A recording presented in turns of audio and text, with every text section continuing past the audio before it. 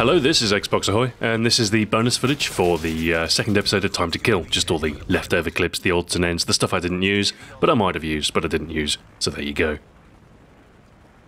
And so for me now, that's Christmas done. I've spent my few days at home. I've had a couple of days off, relaxing, all the rest of it. So yeah, clear of that now. I've still got New Year to get past. That's maybe 2 days out of my schedule.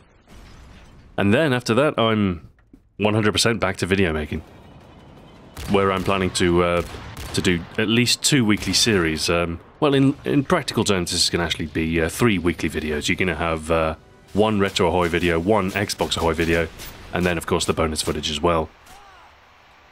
So I shall be keeping busy, and I figured I'd, clear some hard drive space, get rid of the old footage for this episode of Time to Kill, because, well, I've switched over to using a Blackmagic Intensity Pro, and it's great, really fantastic quality. Although the file sizes are ridiculously large. I don't know, I might go back to the HD PVR just to save my hard drive. Because I think it's, how much do I have? Yeah, I've got a whole terabyte for my recording drive. So, I mean, it's not exactly a small drive, but it does fill up quickly. Especially with stuff like fraps as well. I use a bit of fraps for Retro Ahoy. So, no, that's not my only drive, of course. I actually have a, as any responsible person might, I have a redundant work drive as well. I have a Drobo, which has got a whopping 8 terabytes of space in there. So that's where I keep all my projects and stuff. But to actually record footage, it's better to use a faster drive. So I just record onto my system drive there. Not my system drive, just one of my system drives. So, rather fittingly with the advent of New Year, yes, the Drinks Ahoy video. Yeah, I think it went down rather well, actually. Do you ever have one of those ideas and you think, oh, that'd be quite funny if I did this, and then you think, well, I've got a spare afternoon, I could just, maybe if I get a turntable and I could maybe, try some, try some new effects. I had some smoke in a can, which turns out is terrible. Smoke in a can, terrible idea. You can't really see it, and it just left a soapy residue everywhere. So that was a lesson learned. But the turntable worked pretty well. It is a regular from my days as a DJ. Just it's a Vestax PDX 2000, I think the model is. It's got a fairly good speed control, so I can turn the speed right down and get a fairly slow, turning of the prop. In this case, the Copperberg can. So it was a chance to experiment with stuff like that. Because, of course, behind the lines is... oh, God, I've got to do that soon, haven't I? I have all the props now. I have all the props I need. I need to prepare some props. I need to, well, like, the fake documents and stuff. And there's a couple of new things I want to try as well. Like I say, the key thing with this is going to be digital projection. That's what I'm trying with the next weapon, which I am, as of yet, not revealing. But for the time being, my priorities are going to be the 2 weekly series. The next episode of Time to Kill, which is going to be on hipfire, incidentally, if you're interested. Just the mechanics of how hipfire works and, some of the quirkier weapons when it comes to hipfire and stuff like that. Just basically the ins and outs of it. In addition to that, I've been playing Road Rash, recording for the next Game Over. Which, I need to develop that a bit more. I think it's nearly there. I think it's nearly at the point where the structure is almost cast in stone. Hopefully flexible enough for any game, but, to have a structure for a series like that makes it much, much easier to actually put it together. I want to get, like, instead of having rampant videos that can go in for up to 20 minutes, like this one, maybe, I want to have, like, a fixed 6-minute format. That's kind of my goal. There's going to be a bit of flexibility, but I think, with some titles, there's the sort of the temptation to go in, like, cover every single game that the studio's ever made. When really that's not really, I don't know. It's nice from a sort of a complete point of view, but when you're just focusing on one game, it's best just to sort of keep the ancillary stuff to a minimum. Try and focus on the game as much as possible. See, my real goal is about 4.5 minutes about the game, maybe a minute and a half on other stuff, intros and other history. But we'll see how that balance works out. But yeah, I've got the formula down, and hopefully these game over videos will become, second nature to make. Like with the weapon guides, once I got into the swing of doing those, it was it was, you know, it was almost all muscle memory, just putting the things together. And the same with Time to Kill. Hopefully once that develops a little bit and, you know, everything solidifies, it'll become easy. And then I'll find I'll have more time. And then I want to do stuff like behind the scenes as well, you know, stuff like basically tutorials and stuff for some of the stuff that I do.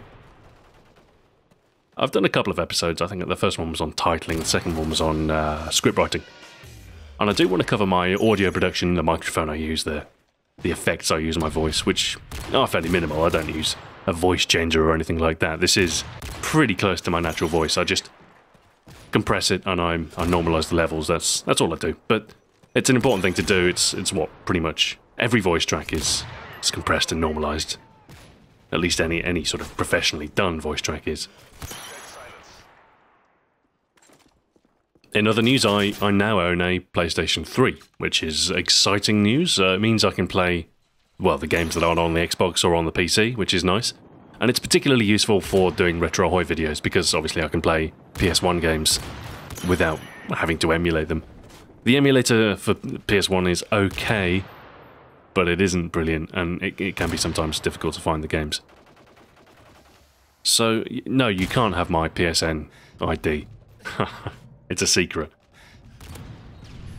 I don't have that many games for it anyway. At the moment, all I've got are GT5 and Killzone 3. That's all I've got.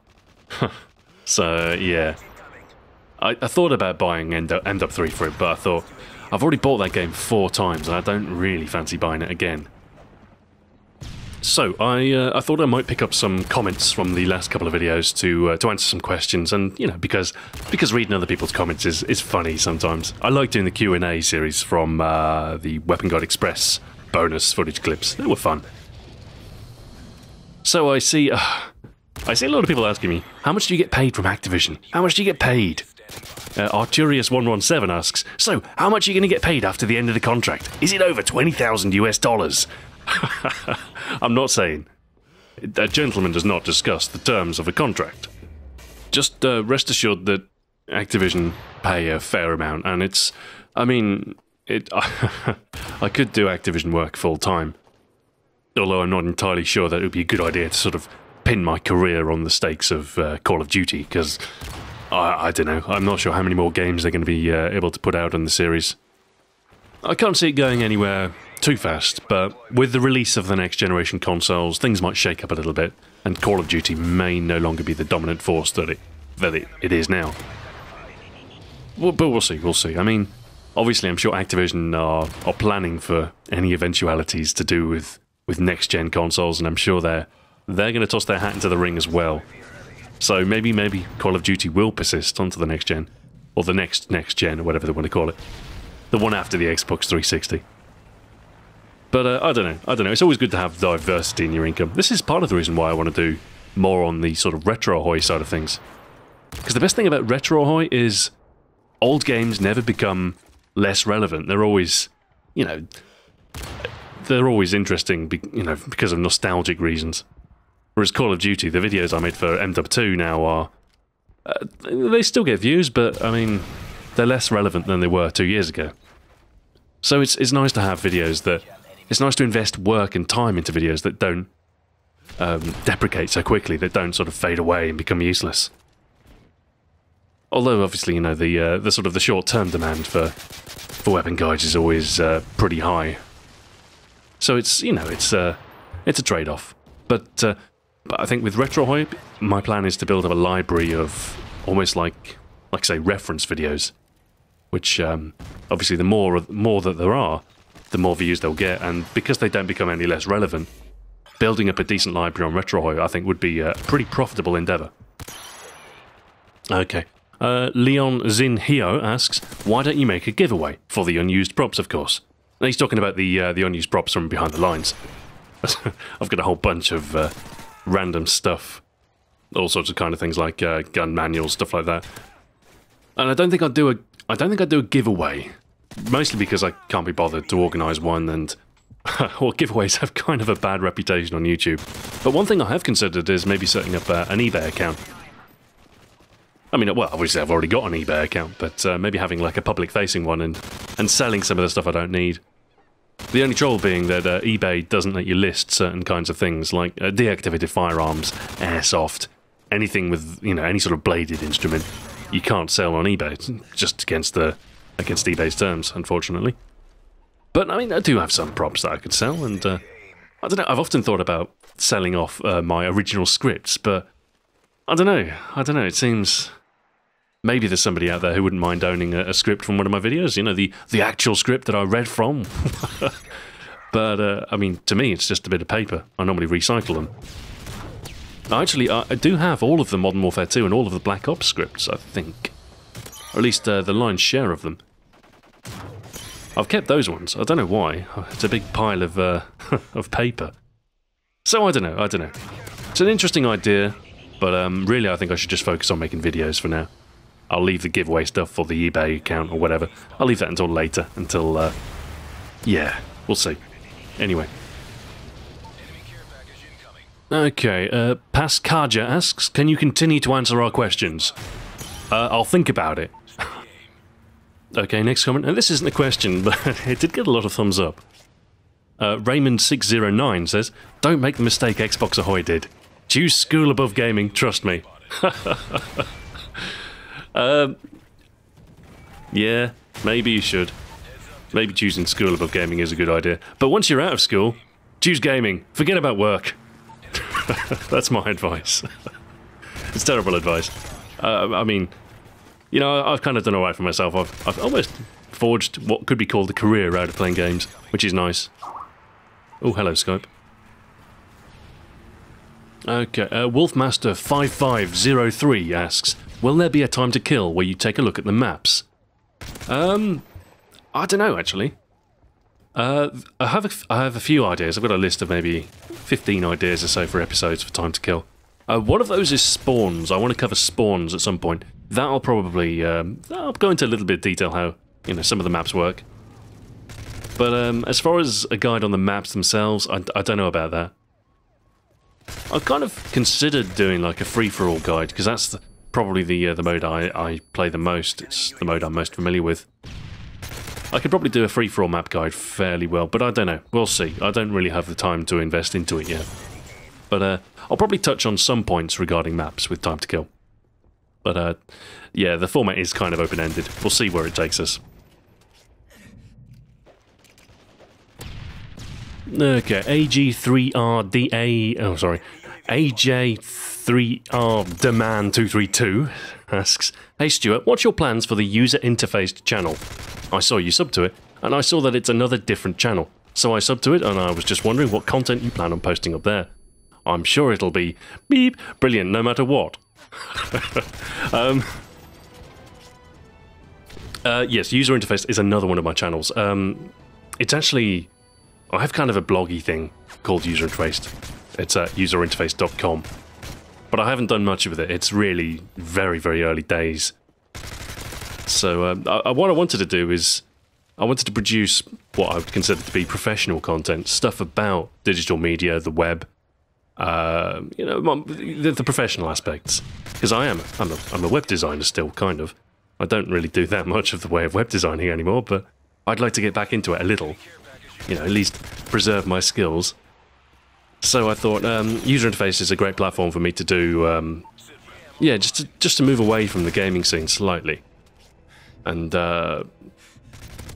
yeah, basically produce content related to digital media, the web, and it probably, you know, for most of you guys, it probably will be a little bit dry. I don't know, I'm not entirely sure what I'm going to do with it yet. I have kind of vague ideas to maybe do, like, web design tutorials, maybe even video tutorials, and just you know, basically digital multimedia, stuff like that. And there'll probably be some commentary on there as well, kind of like, yeah, you know, opinion posts, stuff like that, about the direction of things like YouTube and, you know, other forms of digital media, stuff like that. Very sort of, it's, yeah, it's a far cry from the gaming stuff, but it's something else I'm interested in. And it's something I wouldn't mind having a go at, taking it to YouTube. So I'll be experimenting with that. We'll see how it goes anyway. So that's what user interface is all about. Okay, the T-World's Freak asks, I would like to see behind the lines on the Uzi SMG. because it's the FNFAL of the submachine guns, in my opinion. Uzi is actually a potential. It's not the next episode, which should maybe narrow it down a bit. But yeah, the Uzi is definitely one that I wouldn't mind doing, and they aren't too expensive to find as props either. They're fairly common. You could probably find one for maybe 350, probably more like 400 quid. But I wouldn't mind owning one. You know, I actually enjoy collecting deactivated rifles and submachine guns and the like. So really, behind the lines is just an excuse for me to do that. So yeah, the Uzi, definitely a potential. Okay, Drew Andy 22 asks, "Hey Stuart, I don't know if you're considering ideas, but how about the history behind the kill streaks? In my opinion, that would be awesome. I would love to know more about the AC-130, narrated by you, of course." Actually, that's a good idea. It's something I've considered before. Definitely. I kind of want to do the guns first, because I suppose that's kind of my shtick. But yeah, definitely the kill streaks. Certainly stuff like the AC-130. In fact, I've bought a couple of props that are relevant to the AC-130. No, I haven't bought an actual AC-130, unfortunately.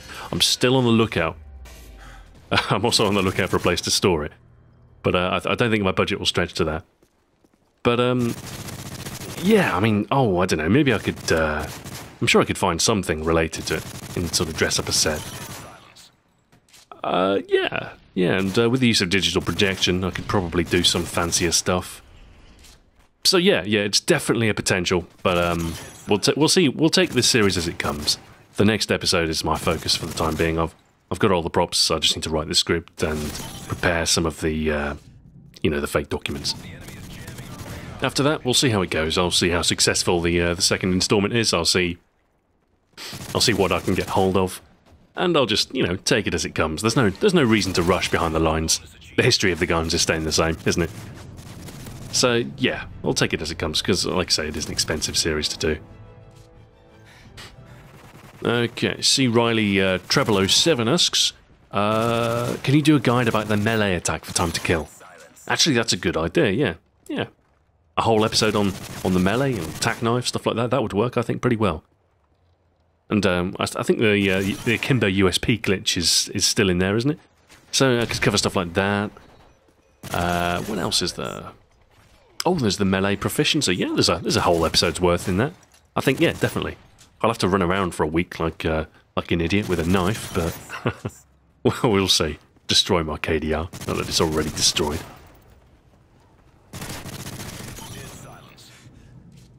Okay, Zdenek Makarov asks, City or United? Neither. I support my hometown, Preston North End. So there you go. Although I'm not really, massively into football/soccer. I mean, World Cup time I'll watch it, but I like to see my hometown doing well, but I don't tend to follow match to match. I think that's about it for the interesting questions, so I might just let this footage run out on its own. I should probably be doing something for Retro Ahoy anyway. I need to get the Road Rash video together. And once this is uploading, I might record, I don't know, I might record another game. I've yet to play Bastion. I might do that. I believe it's like, what, 2-3 hours playing through? So I might just record that once I've cleared the space on my hard drive, and then we'll see how well that works. Maybe spend the evening editing that. Anyway, thanks for watching, and hopefully within the next week or so, everything will be up to full production. I'll be having 3 or 4 videos a week for you, including, like I say, a Time to Kill and a Game Over, and everything will be yeah, it'll be nice. It'll be nice to get back to YouTube full time, get some momentum going. And no, I'm definitely looking forward to doing more Game Over. It's a nice chance to sort of play some older games. I mean, given a free choice, I'd probably do Game Over Time to Kill. It's just, well, I mean, Xbox Ahoy is the more popular channel. I can't exactly leave the, 170,000 people in the lurch. All these people, they expect MW3 content, and I've got to deliver, haven't I? If you don't deliver, then, I'll unsubscribe. We can't have that, can we? But no, I mean, Time to Kill is rewarding still. So, I'm happy enough to do that. It's just, if I had my way, I'd do 3 episodes of Game Over a week. Anyway, that's it for this inane, rambling commentary, and I shall see you at some point in the next week or so. Have a very pleasant new year. And until 2012, definitely until 2012, I would think this time, considering it's the 30th, farewell.